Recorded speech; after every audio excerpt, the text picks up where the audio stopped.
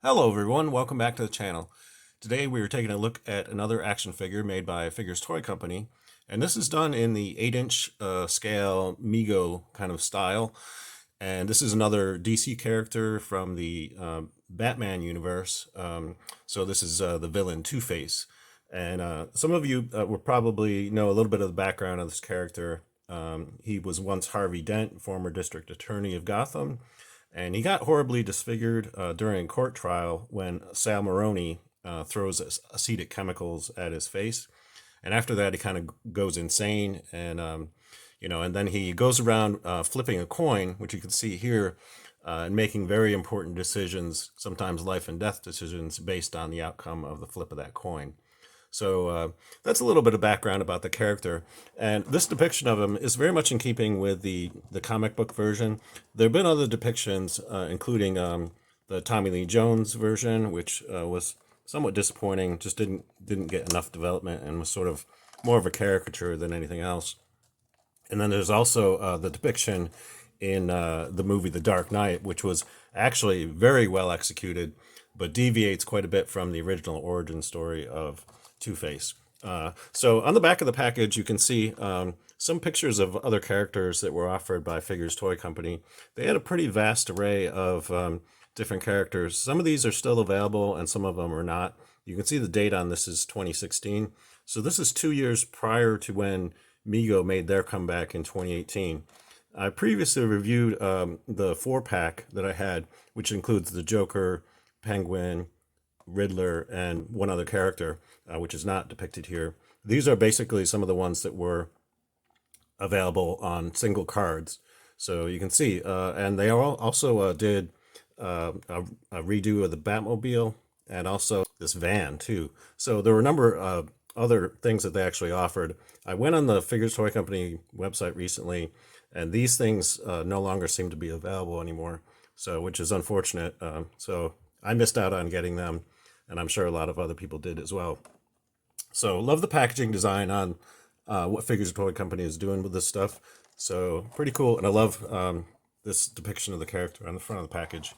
But I want to show you some of the details of what this looks like up close. So we're going to get it out of the package and we'll look at some of the details. So stay tuned.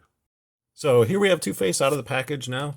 And I want to show you some of the details of the head sculpt and the outfit. I think Figures Toy Company just did a fantastic job in terms of the execution of this. Yeah, the head sculpt looks really nice. That crazy face on this side and then the normal face on the other. Both versions just look great. And overall, the paintwork and everything, just very well done. Just very impressed with it.